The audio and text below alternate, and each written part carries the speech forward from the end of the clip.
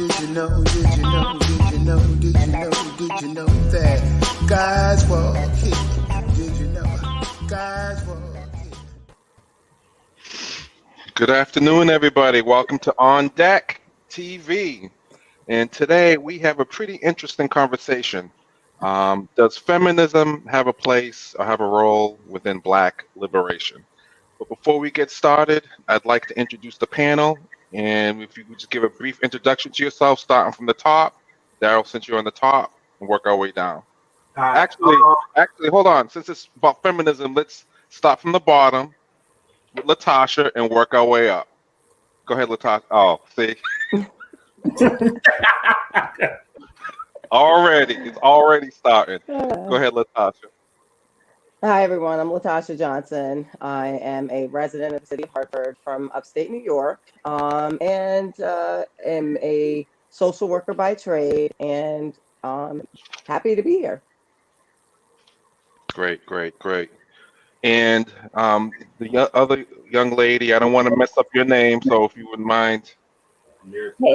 Hey, good afternoon, everyone. Peace. My name is Amira Shabazz. I am the author of Breathing Through Concrete and the facilitator and founder of When Women Speak, a venue for female voices, poetry, and creatives that is streamed live on Facebook and other social media. Thank you. Nice. Minnie.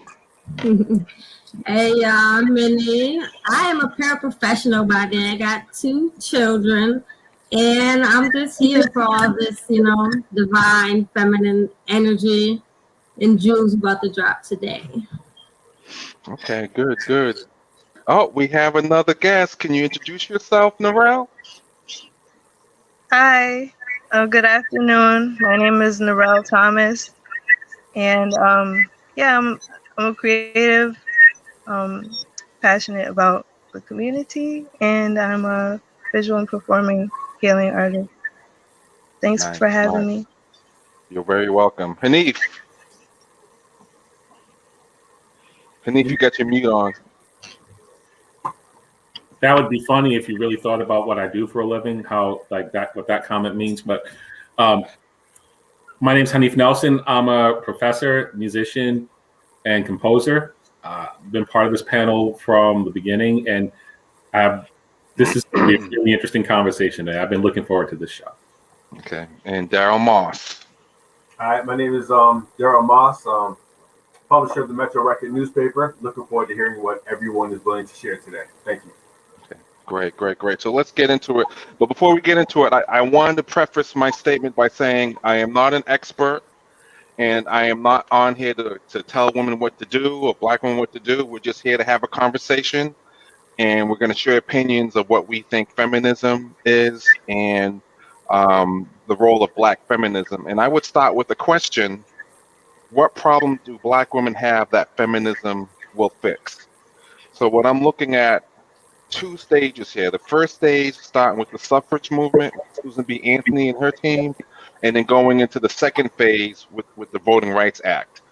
But does anybody want to give any commentary on the first question? What problem do Black women have that feminism will fix? Why don't we ask the question, what exactly, if people would offer their perspective on feminism and Black feminism in particular. Why don't we do that? Yeah. Both of us go around and talk about that. Narelle, you want to start? Okay. So I was still collecting my thoughts a little bit, but what I will say is that I think that some people, when they think of feminism and are kind of put off, considering that in history there's been definite exclusion for Black women, and there's been, of course, the racism and the sexism, and so yeah, I think also sometimes I would mention that Alice Walker's term of womanist and womanism is something that I appreciate because it's more of an inclusive term for Black women, in the sense that where feminism has kind of failed Black women, in certain instances, that's a place that is more included, that Black women are included in that way. Okay. So, Anybody else? Yeah. Thanks, Narelle. Amira. Hey, So can I just have my way in? I'm gonna say I'm sorry. I'll wait. Okay. So I wasn't sure who was getting called on, but I think I think black feminism has gotten a bad rap. I think in particular when a movement gets co-opted, but the dealing with the inequity in with Black women is never a negative. To me, I think we have to, in order to elevate us, in order for us to do better, you have to address the inequities. And so I think, shedding light or empowering Black women to whether it's positions of power, if it's positions of leadership, I think that's essential. It's essential for us to progress. So I think we do ourselves a disservice when we delegitimize, Black feminism. And that's my opinion. Okay. Amira? Okay, so I'm probably gonna sound a little strange with my ideas of feminism, because the only connection that I've had, well, I can't say the only connection, but I try to be vocal about being a feminist. And a feminist in our society often is equated with a vagina. And people are not going to be comfortable with me saying that I'm much more than a vagina. Okay, let's just put that out there. Like, I come with strength, I come with intelligence, I have a certain leadership characteristic, but it doesn't mean that leadership role or that strength has to overpower my male mate. So when we talk about the rights of women, we have the right to be feminine, and we also have the right to be leaders without being mistaken for being that loud, bodacious thing that nobody can control. Okay, and not like our Caucasian feminist counterparts who, when it seems like whenever I'm in their midst, that's the only conversation is they're talking about the control that they have using their vagina. So I don't know. That's just what I see it as at this point. Okay. Minnie, I know you're chomping at the bit. Whatever, Rob. So definitively, feminism is just advocating for the equal rights of women. And how could you be against that? How can anyone be against that, being that we're all born of a woman? And a lot of times we mistake equality with conformity or assimilation. And that's not the case. Okay, I want our differences to be acknowledged and accountable so that we can compete, not even compete, but grow on an even playing field. And when you say things like, what about feminism, pertains to Black women? I've had Black women look me in the face and say, I don't want to hire you because you're a mom, you have children, you're going to call out. Or, you know what I mean? Stuff like that, things like that. Our differences, our strengths, our perceived weaknesses should be taken into account. And we have to get back to a society where the family is centralized and what's best for the family is centralized. And a lot of times we like to live in the gray area, but you got to understand that things happen on a spectrum, right? So here, feminism or advocating for equal rights may be, closing the gender wage gap. But there, in a lot of places, it's about, child brides, 7, 10, 12-year-old girls forced to marriage, don't have access to education. We're talking about millions of women, of girls who don't have access to education. Look at the problems that we have. And all that intelligence and potential is locked away in hundreds of thousands of minds that could solve all the world's problems. So when I think about feminism, that's what it means to me. It's simply advocating for women's rights and being, we cultivate civilization. I don't think that I don't see how that could be a bad thing or a negative thing or not as something that people don't support. Everyone supports. Hanif, you have any comment? I don't have a definition to offer, but I will say this, is that I think this is a very important topic, because I think that a lot of the times when we hear feminism, so many people come from so many different viewpoints that there is no actual best way to say it, unified agreement on what it is and what it isn't. And when you don't have that kind of unified definition amongst the people group, especially, the Black community, it's hard to say whether you stand for it, whether you support it, or whether you're against it, or whether you oppose it. I'll leave it there for now. Daryl, you're on mute.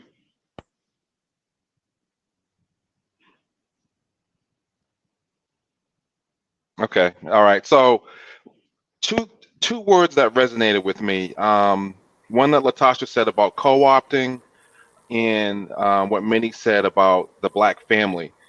When you look at feminism, it was never aimed towards Black women. When you look at the 15th Amendment, when Susan B. Anthony and her crew, whether sitting around the table sipping tea, lamenting over I can't work, I can't vote, I can't own property, they were only concerned with white feminism. So when you talk about co-opting and family, the Black family is constantly being attacked. So when the 15th Amendment was happened back in right post-Civil War, it was basically outlawed discrimination with regards to voting, and that voting was for Black men. But Black men really couldn't vote because for fear of death, lynchings. They were exercising or instituting an IQ test. They had to pay taxes. In the white feminist movement at the time, they weren't supporting that. Then Frederick Douglass was supporting women's rights, but he was also supporting rights for Black people being Black men and Black women. And Susan B. Anthony and Elizabeth Cady Stanton and Alice Paul, they didn't want any part of that. So when we talk about feminism, it's such a broad term, but it's never, at its inception, been inclusive to the Black woman. Oh, Rob, I guess I hear what you're saying, but I don't really know if it's about the compare and contrast between Black women and white women. When you look at feminism, I think we need to break it down. Bottom line, it's really talking about social, economic, and political equality for women. And I think we'd be fooling ourselves if we said that there's parity across the board unequivocally, because the reality is that there isn't. Forget about Susan B. Anthony, and let's talk about Sojourner Truth. Let's talk about all the Black women that inspired the women's suffrage movement. Let's talk about all the women who, we look at our community, who have carried our community. But when you look at Black history textbooks, the vast majority of people that are spoken about are Black men. Understanding that our families are matriarchal in nature, we get that. But politically, socially, economically, there's disparity. When you look at the average, Black women are still at the bottom of the totem pole, although they have the fastest growing demographic on college campuses. They're one of the most highly educated groups in the country, but they're still paid less than white men, white women, Latino women, and Black men. So I think it is a conversation, because if we're telling Black women, because they're part of the Black family unit, that they shouldn't be lobbying on their own behalf. And I think we really have to take a really good look at ourselves and look at how we view Black women. I think when we talk about the fight for Black, for feminism or feminism, whatever you choose to call it, that battle is really talking about the battle to show that you are inherently as valuable as your partner. And there are a lot of situations in which we don't respect that. and we don't talk about that. And I think it's that although we understand their value, when it comes down to having the final say at the table, sometimes we out talk them, sometimes we over talk them, and when they clap back and they speak their piece, we call them loud, obnoxious, bitter. We call them all those things. And I think we got to take a really good look at that. Sometimes we look at it from the perspective of black men. We assume that we're being beat up on, and we are beat up on a lot. But when we look at our sisters, our mothers, our daughters, we have to understand that they're beat up on just as much, plus some. So that's the two that I want to throw in. Yeah. Any comments on that? Yes. Panel? Yes. May I comment? Absolutely. So, DeMoss, I was listening to your hierarchical definition or description, and I was really like lost at the part where the black male ranking in terms of the hierarchy that you described above women, when I find that the educated woman is usually at a higher level than her black counterpart male. In terms of the economics, often the wife is, in some cases, bringing home more than the husband based on that same hierarchical view out there in America. So, like, in terms of feminism, we have to, the way that our country is set up right now, the capitalism, we have to be okay with the fact that right now, black women may be making more than their husbands, but if we were working as a team, this should not be an issue. It should not be an issue because we are we're connected, husband and wife, or partners, or whatever the case may be. But I'm strongly thinking that in that hierarchy, that black women are above black men by design. It's not something that we have advocated for, but it's what we find. Yeah, I got my information from the Bureau of Labor Statistics when they talk about where black women rank in terms of salary, annual income on a national scale. So I could be wrong. And I do agree with you. It's not a competition. If you have a family unit, it doesn't matter who makes more. For me, that's not the issue. I think when I look at it from the perspective of black male looking at black women, there's no way. I mean, if you're better qualified, if you have more academic credentials, you should make more. So I'm looking at it strictly from a socio-economic perspective, and not so much within the context of partner. Yeah. And that Minnie, I saw you had your hand up. I think what I'm hearing from Amira is what I think is happening between black men and black women. It's that it's no mistake that we are more educated. Okay, they disenfranchise black men and they educate us and they put us in a position to do better than our black counterparts. But that in and of itself is by design and an attack on the black family, because the more educated a woman is, the longer it takes for her to get married, the longer it takes for her to have children. If we are working together, there's no reason why you can't build yourself up simultaneously while you build your family. And also, I think it goes back to the scarcity complex too, thinking that these two movements are mutually exclusive, and they're not. And it's the white man's hand in everything.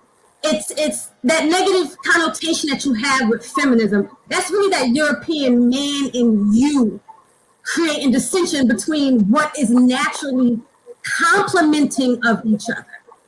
You know what I mean? As long as it's seen as a competition and that there's not enough success and enough money, enough balance, enough order for us all to play our roles, that we're competing against each other. And that is what dilutes both movements, because we're competing with each other as opposed to working together in a way that is what makes us the strongest, is what I think that's true. So it's not like you guys are saying anything different, like as far as like who's making more money. Like, yeah, we are at the bottom of the totem pole, but we're doing a little bit better than y'all, and that is no accident. And that is what causes, I think, at the root of it, this constant misunderstanding and negative attitudes towards everybody getting what they deserve. Because at the end of the day, that's what we want. We want everyone to get what they deserve. And you can't do that while you're subjugating a marginalized group within a marginalized group, if that makes sense. Yeah. Latasha, you got any comment?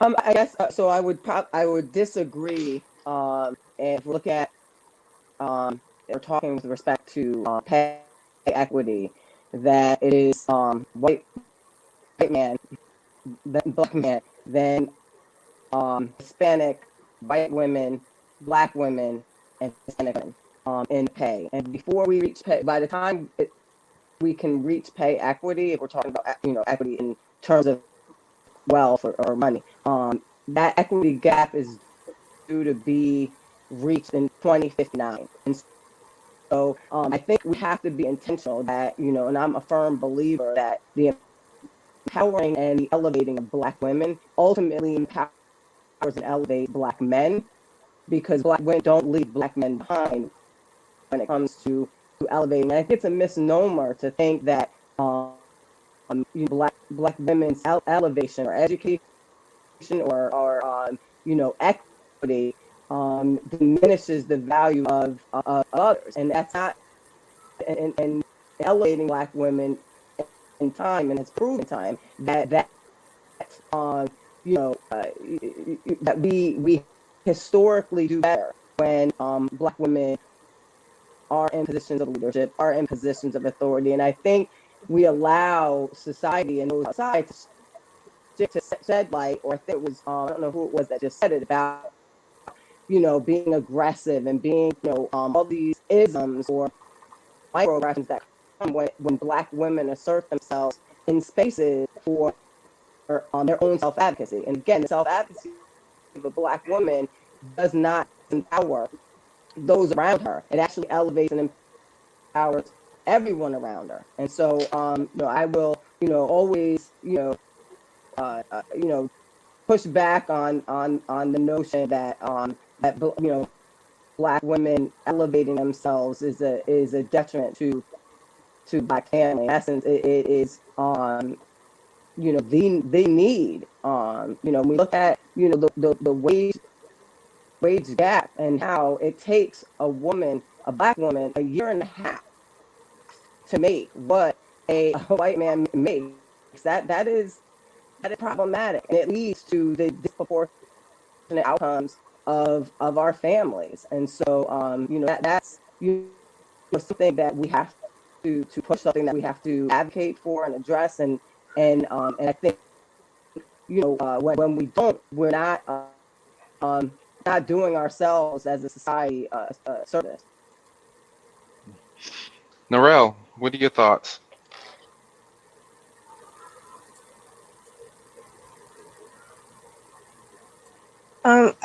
I would agree. I would agree in the sense that I I didn't really have too much to say to this part of it. I do just a lot of what Minnie said, but I like the addition and clarifications of the sister who just spoke. I apologize, I didn't catch your name, but yeah, I didn't want to Okay, add yeah, anything to that part. no problem, no problem. Hanif, you have anything you want to add? You know, I think something in what Minnie said, I think is very important, is, and when she talked about, the misnomers that exist with this, and that how it tends to build a competition between two separate movements that really aren't really separate. It's more, from my standpoint, as I understood what Minnie was saying, it's more like there's two viewpoints on the same movement. Each person has their role. Each person has their part. Each person has their thing that they need to do. I think some of the trouble being a man in this conversation, some of the trouble that I've had over the years when we talk about the concept of feminism is similar to the concept that we call toxic masculinity, where there is a point where things have gone to such an extreme where it's like, well, where's the balance here? I want all the women in my life to be treated fairly, to get what they deserve, to get what they're entitled to be all that they can be. But when we have some of like these imbalances that go to one extreme or the other, that's where for me I'm kind of like, well, what, as a black man supporting a black woman, what am I supposed to do? Take your extreme and of things that are not even in the spectrum of working together, or am I supposed to say something? Am I wrong for saying something? Am I wrong for saying nothing? So like that's why this conversation is kind of interesting to me, because I think what I'm trying to get out of this is looking up what's the balance of how do we as black men in our community support our women the way they deserve to be supported and need to be supported, without indulging in things that really have nothing to do with feminism in general, but are labeled feminism. Okay. Daryl, do you have any comment you want to add? No, everything Hanif just said resonates for me. So I'd like to ask the women a question based on, when you look at feminism, and this is again my point of view. My question for black women is, how can you align with a movement that doesn't even consider you or never has considered you? So should there be the feminist movement and then black feminism? Like what's the demarcation there? Or do you still think you should align yourself and include yourself in the broader context of feminism? I have a question. Yeah. So I'm gonna look. Can I just say about like your Latasha, your internet's the choppy. definition? Oh, I'm sorry. Go ahead. No, I'm just your internet, your signal's choppy. Can you go ahead? All right, try it now. No, go ahead. Have someone else saying that's audio. I don't want to interject. Okay. Do you want to type your statement in the comments or something, and we can address it, or is it Just too go much? ahead. All right, Minnie, what'd you think about my statement? I think it's important, just to do exactly that and ask those questions on a micro scale and on a macro scale, because just like black people as a whole are a monolith, neither are black women. So I think that what you could do is turn to the black women in your sphere of influence, whether they're in your office, whether they're in your home, or however you come across it, and ask, how can I support you? You understand what I'm saying? Because at the end of the day, our issues are not different. There's no reason why there has to be a separate movement, a black liberation movement, and not a feminist movement. But I can look back to when I read the autobiography of Afeni Shakur, and she felt like she was subjugated as far as like being told her place in the movement, having ideas like, let's do this, let's do that. Like, no, why don't you stay in your lane? You know what I mean? So given a black woman, or women, but black women specifically, a voice in order to be heard, because a lot of times, like Demar said, it's simply as like talking over each other all the time. Like, I know that I've sat in meetings and I've said something, right, that nobody acknowledged, and then a man will say the same exact thing, almost verbatim, seconds later, and everyone will acknowledge the fact that he said something, as if I never said anything. Like, we might read books and get advice from other women, like, just make your voice a little deeper, so you can get people's attention. Or lean over a little bit, lean into it a little bit in order to get people's attention. Stuff like that should not be necessary. And if you just make sure that you are being a support to the black women in your life, however that looks to them, is a great place to start. Okay. Latasha, you good now? I don't know. I think I'm gonna wing it because I'm not Oh, on no, my internet. So. No, you're good. You sound good so far. Go ahead. Oh, okay. Go ahead. I'm sorry, I came in, but can you hear me? Yep. Yeah. Okay. So no, I came in on I can't see her name, but the sister saying about like some a man basically saying the same thing that the Yeah, Minnie. woman has.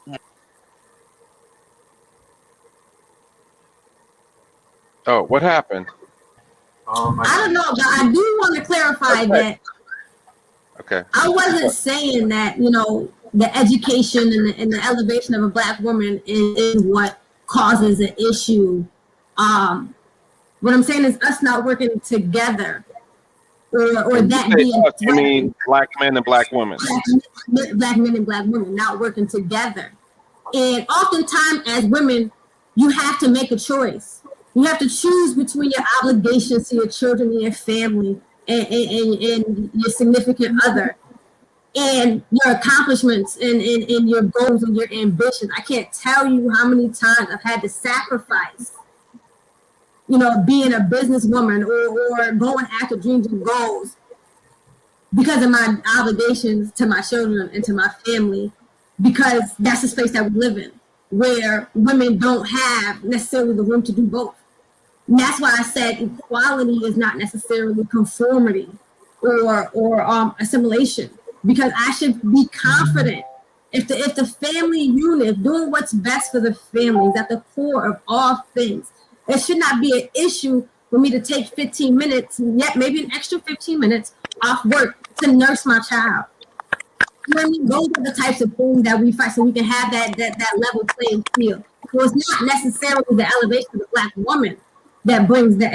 It's how we don't work together, and how a lot of times we are competing with each other when we should be complimenting each other, because that's what makes it harder for the both of us. It makes a man. It takes a man more to actualize his goal without that balance of divine feminine energy and vice versa. Hey, I know Tay wanted something, and Latasha will get to you right after Tay. Oh, hi everyone. I think this is a very great and relevant conversation that we're having today, and I appreciate Narelle for inviting me to join in on this very productive discussion about feminism, Black women, and how it relates and affects gender relations in our community. My question primarily is: is this conversation like we're just addressing the Black women who ascribe to feminism in that segment of the population only, and not Black women and as a whole, right? Because we don't. I mean, although we have a matriarchal structure in the Black community, I mean, what proportion of the women actually ascribe and live by feminist tenets? I mean, that's my That's a good question, question. because we're addressing it, and I'm like, are we addressing? Because I'm thinking, are we just addressing the segment that ascribes to it, or are we making a blanket assumption that most Black women are feminist? Because I don't. Feminism is it's like it's a what is it called? It's a segment of academia, and although it's social theory and it's academia, and a lot of I would take an educated guess that a lot of Black women in the 21st century do not have an informed and educated definition of what feminism is and adhere to it on the principles of what it is. And it's not just, oh, I'm independent, I don't need a man, because that's not feminism. And I mean, that's just a cultural phrase. And it's not, I can do it all by myself, that's not feminism. That's not an academic framework of reference to what it actually is, or theory of what it is. So like, who are we talking about when we talk about Black women and feminism? That's what I want to see if you guys could clarify. So. I think Tay, first off, that was a great question. I think I think they're inextricably linked. I don't think that we need to have such a narrow scope in the conversation. If there's something that you think is relevant to the conversation, whether if it's on the feminist side, the Black feminist side, or Black women in general, I would just simply say add to contribute to the conversation.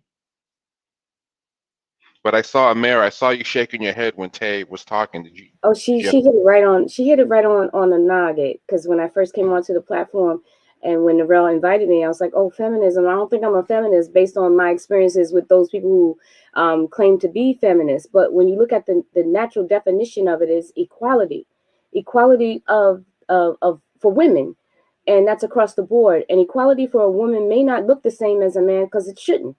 Like we have our role, they have their role. Let's play it. Let's do this to come out with the best possible outcome, and that is a united front, a united man, woman, and child into the future.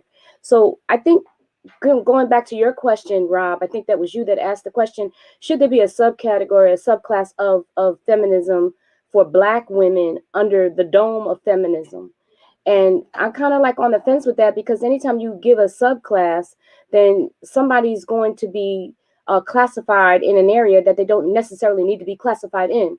So let's go back to the root of this equality. There are for sure things that Black women will experience and are experiencing that white women don't. When we talk about feminism, we still have racism within trying to get our rights. We still have that. We still exist in a caste system here in the United States of America. And I would venture out to say even globally that white people don't. We still have things that are fighting, forces that are fighting against us that necessarily, or white people don't necessarily have that. And we still have to find ourselves as humans, which we are not there yet. And they are not there because they don't address us and they don't see us that way. And that's why along the way in historical aspects of the United States of America and the Constitution, groups or segmented groups along the way got their rights, so to speak, and women collectively were probably last on the ring, but the Black woman is still like faced with things that white women will never ever have to face. So for that reason, yeah, I think we should have our subcategory of Black women feminists, because our fight is for true equality, meaning give us what we deserve based on what we have worked for, what we will honor, what we should be honored with. And firstly, let's see us as human beings, because then we won't have a need to be subclassed or separated, because we will have exactly what they have and we'll be on the same playing field. But right now we're not there. So So, yeah, we need our own. so Merit, I mean, that's a great question, and Minnie kind of pulled some elements of what you were saying in there. So, as a man, I have issue with the term feminist because it never really contemplated Black women, and it highlights all the things that you just said. So how do you create a subclass without negatively impacting yourself, and also how do you protect that subclass from being co-opted like everything else has been co-opted, civil rights and et cetera, from the larger dominant class, the white women, who tend to piggyback and continue to piggyback off of the strides of Black women, You know but what? then they're thrown it under the feminist umbrella, but they're getting the benefits Black women aren't. Always. And this is why it bothers me so much when we talk about any kind of rights, when they throw somebody else in. We could be talking about saving Black lives, and here comes another subclass of maybe, and I'm not saying this negative, be who you are, what you want to be. We have maybe homosexuals coming into, we need our rights too. We're equating that with Blacks. We have to not be afraid of saying we are who we are and we love who we are, and this is what we need. We're not really caring about what you need. This is what we need, and this is what we're willing to fight for.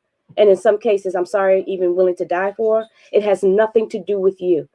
And so, under that umbrella of feminism, will they try to take some of what we fight for? Of course, that's been their game all along.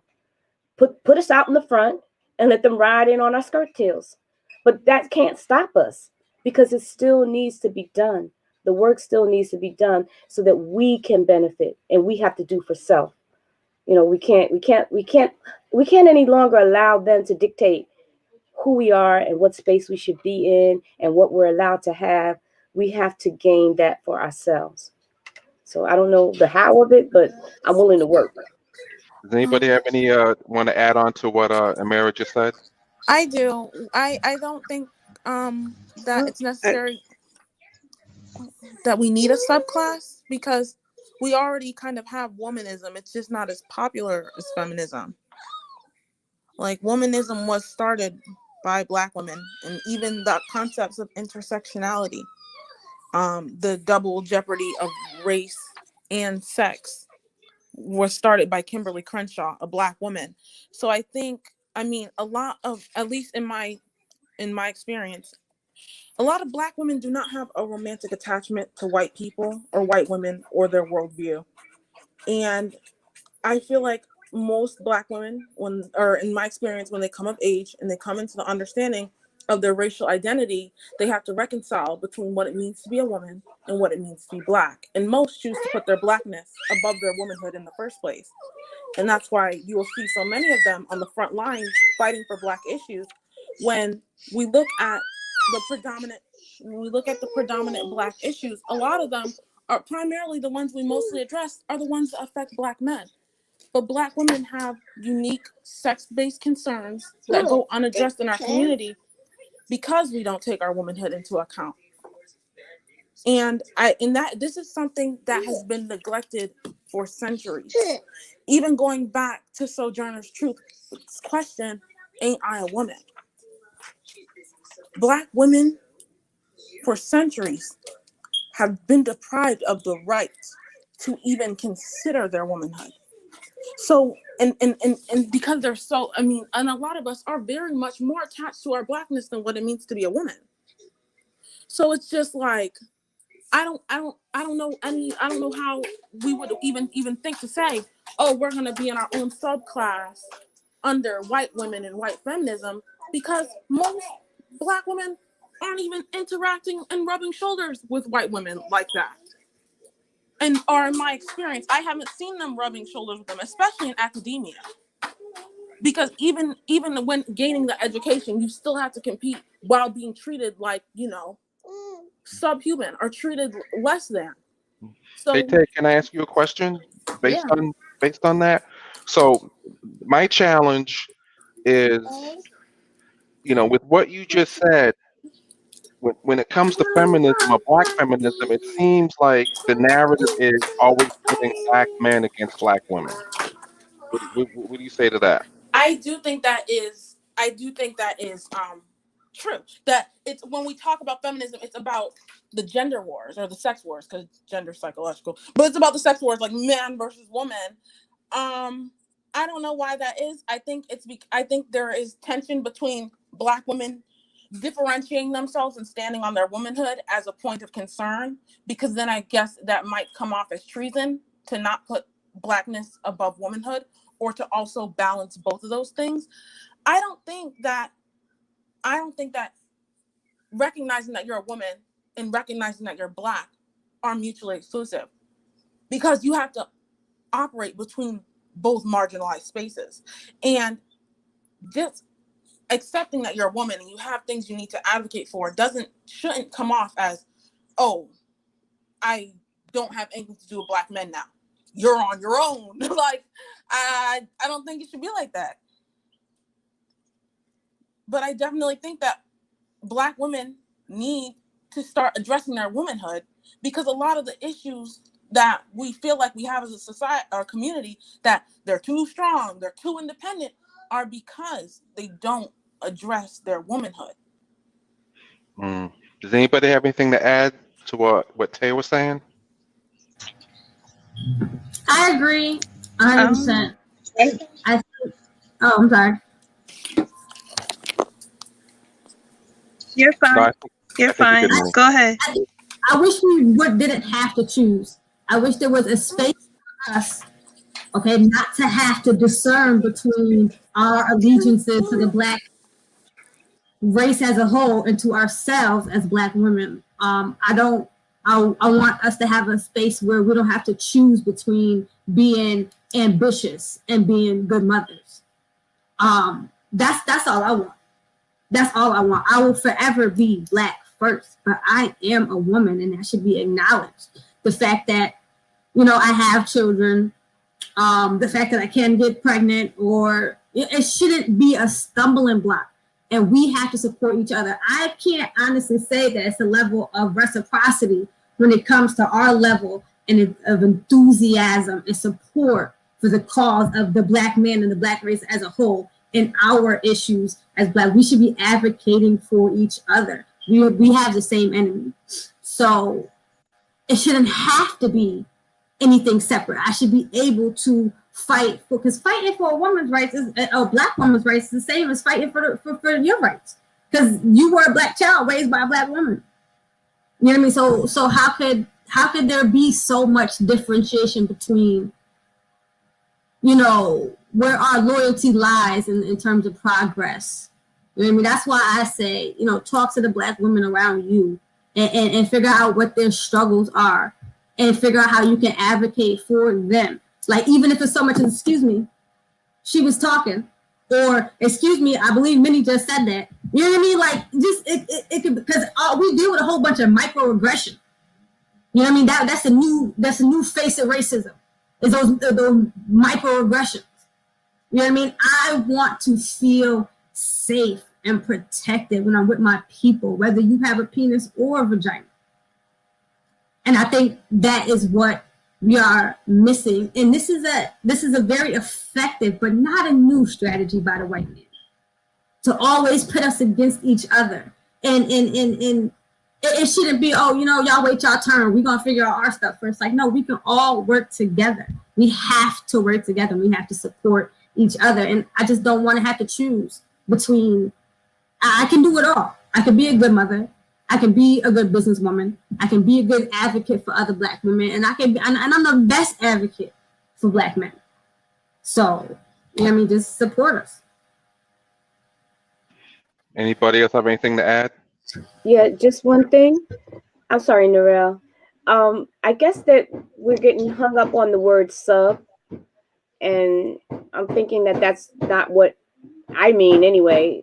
Like, just a category where we support ourselves and we do for ourselves, and if that means not be a part of the majority, then that's fine, because we'll make up our own and support our own and get our families where we need to be in terms of equality for the woman, and the realization that she can be feminine and be strong and be out there and be a mom and be a wife and be a sister and whatever else needs to be done, because she has those characteristics and she is first and foremost a human being. That's where we need to go. So remove the word sub. We do need our own, though, for our own support and for our own successes.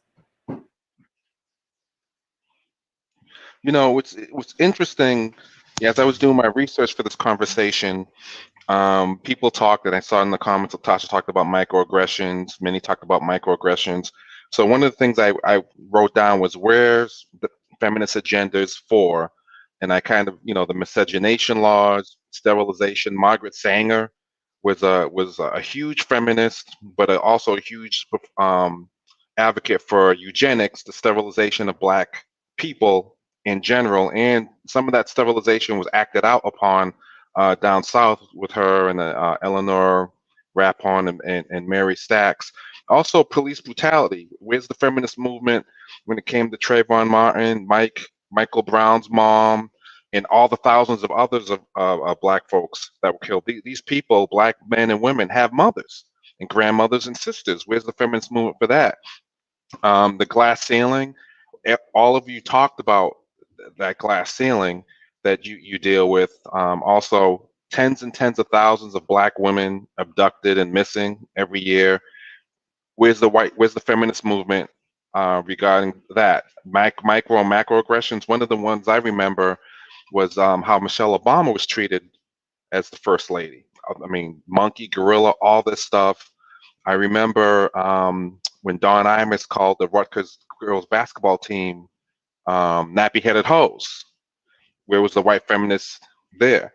And then there was another one where Rush Limbaugh was talking to a Georgetown law student and called her a prostitute because she said we should get paid for sex. The white feminist, and this woman that he said that to was white, the white feminists came out in droves, attacking Rush, more importantly, going after his sponsors, because that's how you hit them, by hitting them in the pocketbook. And also racism towards Black women with their hairstyles. I remember my mom working for the FAA. back in the 70s, and she tried to have braids in her hair, and they said you can't do that. So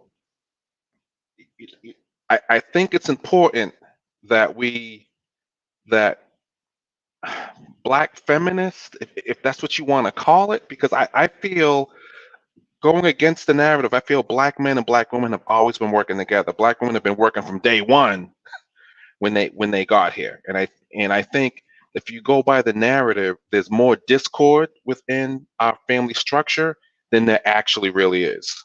Anybody want to comment on that?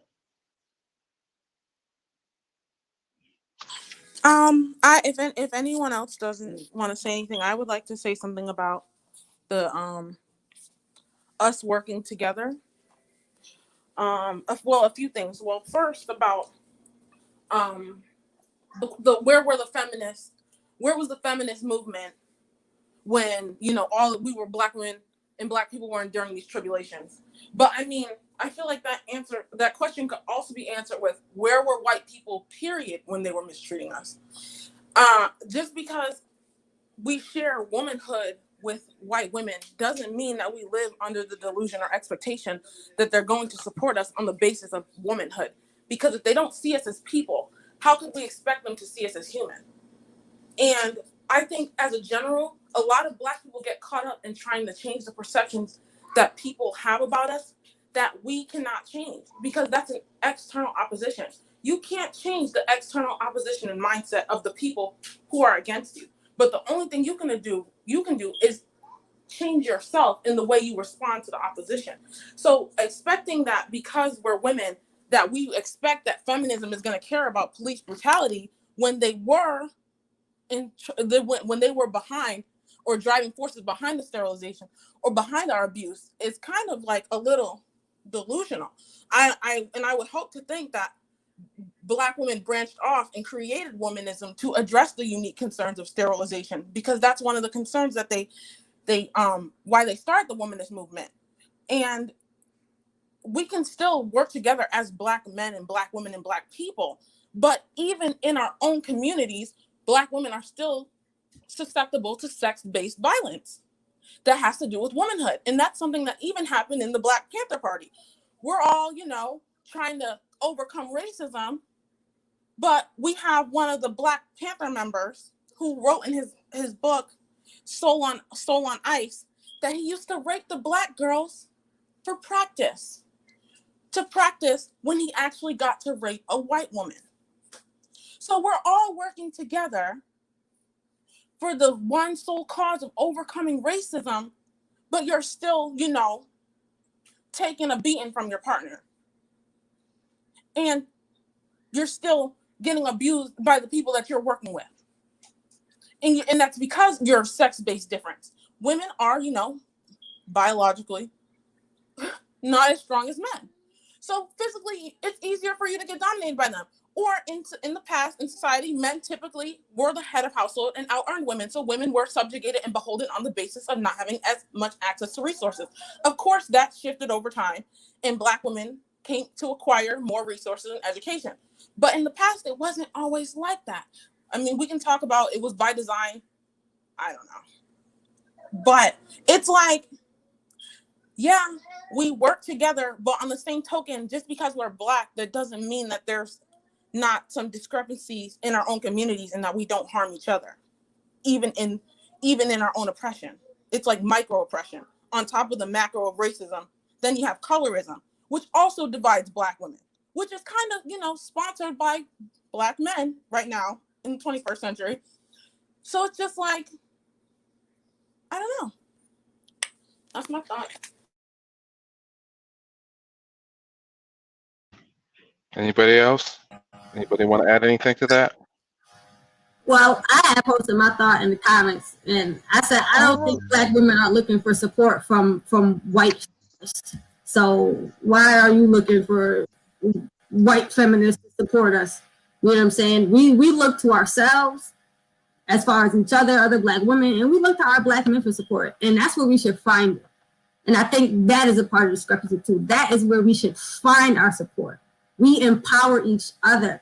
When you have on any level, metaphysically, physiology, on any level, when divine feminine energy is balanced with divine masculine energy, that is God consciousness.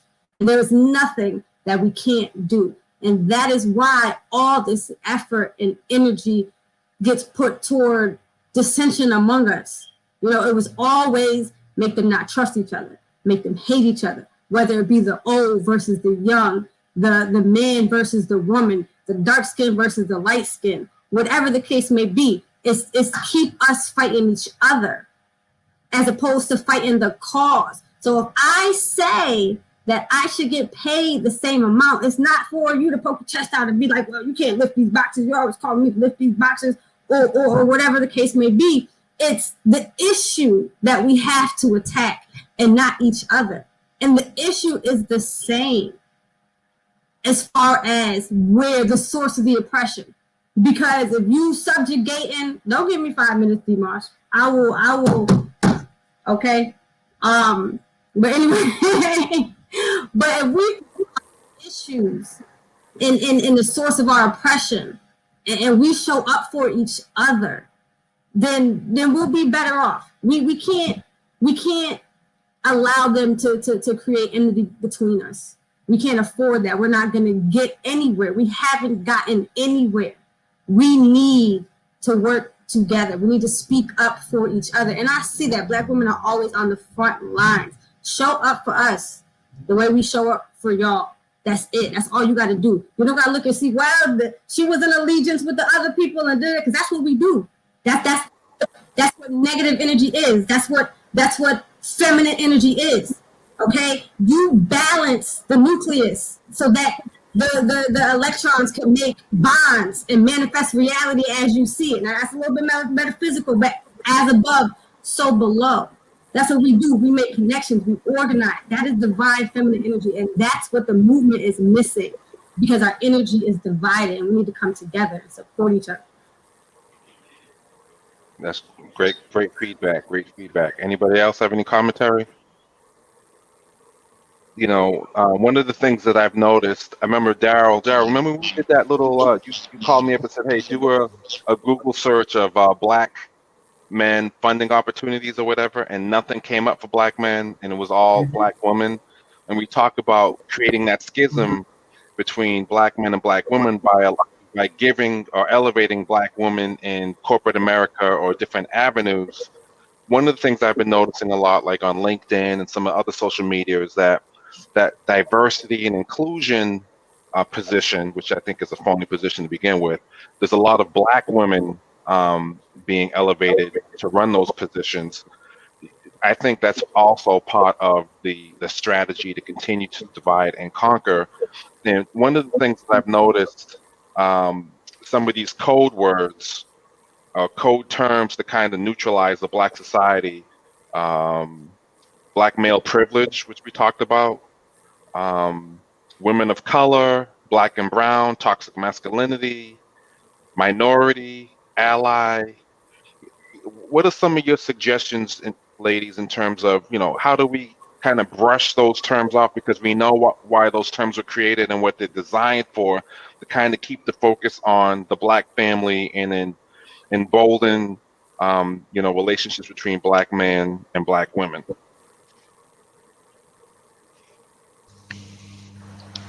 I'll speak on that a little bit. What I would say is just to maintain the focus. Don't get caught in the distraction of the words. Speak it clearly, exactly as you are intending, and as you want, unless you want to play the game and use the code words to further serve your what you're trying to like go for. I would say fight it back with fire. Speak it. But otherwise, I kind of want to like go back a little bit quickly, because I know that time is running out.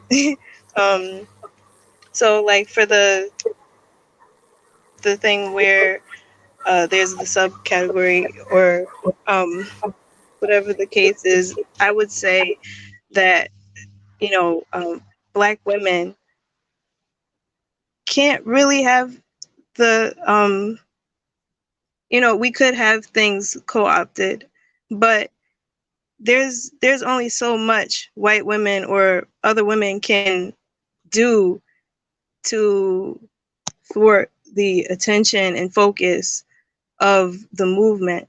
I think that the understanding of the issues and the current or just the presence of what's taking place now, our point of power is in being aware of those things and doing what we can in our homes, like Minnie was saying, in our communities, in whatever capacity we engage things in, and just serving in our own capacity. But I really appreciate that Minnie mentioned the breastfeeding thing. I think that like having time to address like concerns that really affect our women and impact our men are very important.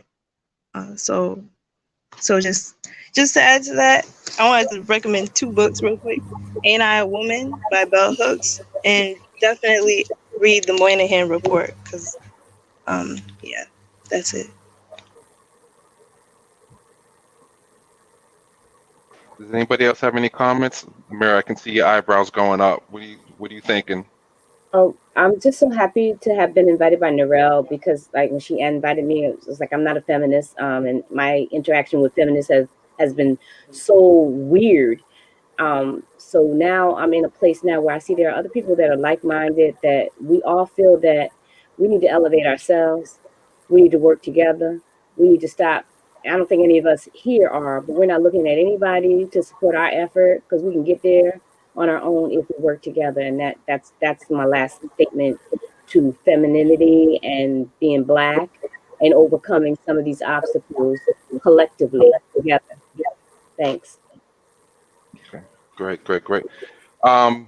Does anybody? Let's start with some closing thoughts as we wrap this conversation up. I think we can talk about this forever. I still got a lot more I wanted to throw out there, but maybe we have a part 2, a part 3, a part 4 on this conversation. So, Minnie, what are your closing thoughts?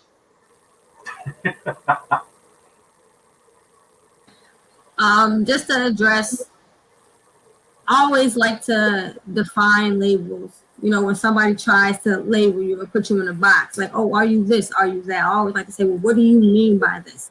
So, because when we say feminism, I support equality for women, especially Black women. I support equality, you know, for all people being oppressed, but most people being oppressed are Black and women. So I always like to define terms, and I don't do it in a condescending way. Like, what do you mean by this? What do you mean by that? So if you're asking me if I am an advocate for equal rights and Black women, absolutely, then I am a feminist. Now, do I understand? Do I know what the bylaws are for being in the movement? Do I know when they have weekly meetings or whatever? I know that I am the summation of my choices, and when I make a choice, if it's between, you know, what's right for my people and what's right for Black people, Black women, then I'm always going to choose that. And if we all did that, because like I said, we like to live in the gray area. So I like to put things in terms of Black and white so I can understand where I stand, because we can't all just live in the gray area all the time. It's gray. So I asked myself, what if everybody made that decision? What if nobody made that decision? If I don't like how those things look, then I know which side of the spectrum I'm on. And it makes the gray area smaller, a little less gray. So if I doesn't advocate for equal rights for women, what does that look like for our people, for our children, for our future? I don't like that. So advocate for the equal rights of Black women. Whatever that means to the Black women around you, if you're in a position to do that, do that. And that's what I'm. Okay, great. Tay, closing thoughts. Welcome back. Oh, hey y'all. Sorry, I lost connection. Closing thoughts. I think that as a community, there is a lot. I think that as a community, there's a lot of work that needs to be done. And I think that a lot of the problems that we have, there's an African proverb: if there's no enemy within, the enemy outside can do you no harm. And I think for too long, and well beyond the civil rights movement, we've set our sights on this white monster as our enemy. But we cannot change the nature. I just want to emphasize, we cannot change the nature of white people. They've shown us for 400 years who they are, what they're about, and what they're going to do. So if you can't change your opposition, you need to change yourself to overcome your opposition. You need to dominate your opposition.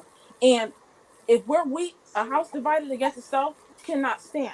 So if we're so busy caught up bickering between, oh, this black women have more resources here, black men have more power there, and it's like, okay, this is an in-house community issue, but in the grand scheme of things, they're projecting that in 2052, our collective wealth is going to bottom out. We're going to be facing so many greater issues. And I think that this is something that we need to nip in the bud probably in the next 10 years. I think we're on the precipice of a increasingly closing window. And I don't think we have as much time as we really think we do to address it. Because it's about to be a wrap. It's about to be a wrap. We're about to enter we're in a new decade. We're about to hit 2030 in 10 years. And we're still talking about 1960s issues. That to me is sad. And if we don't address this, we're going to become history, and we won't have a heritage to pass on or a legacy to our children because we're so caught up we're majoring in the minutia, and we're exacerbating small problems. And that's probably honestly because of trauma. And that just needs to be addressed. All that to say, all that long-winded talking, we need to address our trauma as a community, because if we're hurting, we can't heal. And we have to become stronger. Both of us, black men and black women. Period. That's all I have to say. Nice. Those are my Thank you, closing Tay. thoughts. Thank you. Amira, what are your closing thoughts? I thought I started off with my closing call. I know I'm hitting you again. Once again, I've been. It's clearer for me now exactly what was meant when I was invited to this forum. Because prior to this, I had a whole nother idea of what was meant. And like the other women that have spoken before me, of course, we're here for the equality of women at any cost. And more importantly, the equality of Black women is long overdue. So again, let's connect, let's work together, let's get this going, let's make it happen for ourselves. We don't need to look at the others around us to know that there is definitely a deficit here, and we need to work towards closing that and making our moves. Thanks, guys. Thank you. Narelle, what are your closing thoughts? I say to everything that was said before. I'm opening my mouth now, but honestly, what I would say is, yeah, I definitely agree with Taylor as far as like times are different now. So to focus on what's happening now and to focus on how we can solidly construct things for the future by being present to each other and really engaging is, I think, a critical piece. And I'm just grateful for this platform and this dialogue. I think it's important. Thank you, Narelle. Hanif, you got any closing thoughts? I'll say this, I've heard a couple of things and I've seen in some of the comments, and there's three words that come to mind with this conversation that I'll use in my closing thoughts: equity, equality, and trauma. First, with the trauma, any social science discipline will tell you that any trauma that remains unresolved will manifest itself in another way because the brain is constantly trying to find a way to resolve it. So when some of the things we're talking about with trauma, if we don't learn to, number one, admit that we have it, number two, learn how to diagnose it, and number three, treat it so that it's no longer an unresolved issue, we're going to continue to, once again, to quote something that Tay was saying and something that D. Moss has said through many conversations. Our grandchildren are going to be having the same conversation 50 years later. Equity, which I found in the comments, and one thing I want to say about that is equity and equality are two different things. Equity tends to speak to value, and equality tends to speak to availability, equal availability. And I think we have to realize that we have equity as Black people in one another and our families and in our communities. And if we remember that, you know, that's been a big part of our dynamic, both before we were taken and in the early days of being here, and even in communities like we talk about Black Wall Street. And these are communities that were the norm in a lot of places. And I think some of these issues that we're talking about, you know, revolve around not just a lack of equality, but a lack of equity in one another, realizing the value in one another. And I think it's very important for us moving forward, if we do have a part 2 or part 3, or as Rob said, up to a part 4 of this discussion, that we really break these things down in terms of not the little minutia that Tay said that we shouldn't be focusing on, but on the actual things that matter here, so that we can solve what we can solve, do what we can do, and be a whole community instead of a fractured community that's working against each other. Thank you, Hanif. Daryl, closing thoughts? I think everybody has pretty much said it all. I think narrative is everything, and we have to be the writers of our own stories. I think when Black men look at Black women look at Black men, I think we have to determine our relationships for ourselves, and the narrative cannot be shaped or cultured by other people. I think we have to have that conversation. I see in the comments a lot of people are saying, you know, we really have to stand for Black women, show up for Black women. And I think Tay basically summed up everything I want to say. I think we have to be there for each other. I think we have a lot of abuse goes both ways. What one can do with a hand, another can do with a tongue. And we have some broken folks in our community that need to be healed. And the only folks that can do it is us. We have to work together and continue to be there. And I think conversations like this, like I said, narrative is everything. Public conversations like this need to happen on a regular basis. We have work to do in our community, and we're not going to do it in quiet, silent silos. That's all I have to say. Yeah, I agree with what everybody said except for Hanif. Great conversation, great commentary. We're constantly under attack. Amira talked about that, and we know this. So shaping our own narrative and being mindful of each other, and also being watchful for people that have the same shade of skin that we have, but are purporting a white supremacist message. We got to stay on track. We definitely have to stay on track. We're stronger together than apart, and we know this. So I'd like to thank everybody who chimed in, everybody who logged in and watched the show. On deck, next week we are talking about, what are we talking about, Minnie, next week? Something.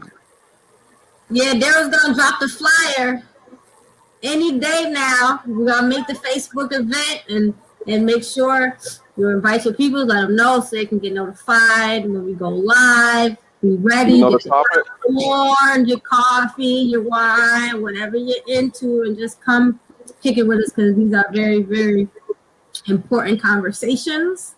If you find it in your spirit to donate to the Cash App Money Signal Control the Narrative, we greatly appreciate it. And we'll be back Sunday at 3. I don't remember what we're talking about, but that flyer's coming soon, ain't it, D-Mars? It's unhealthy family traditions in the Black community. A healthy family tradition. We gonna keep honoring Women's History Month.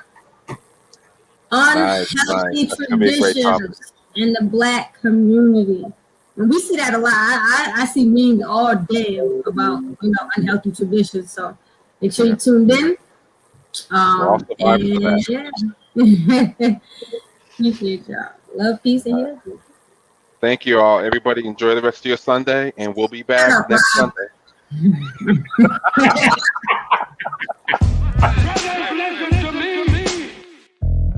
God's walked in. Rejoice together.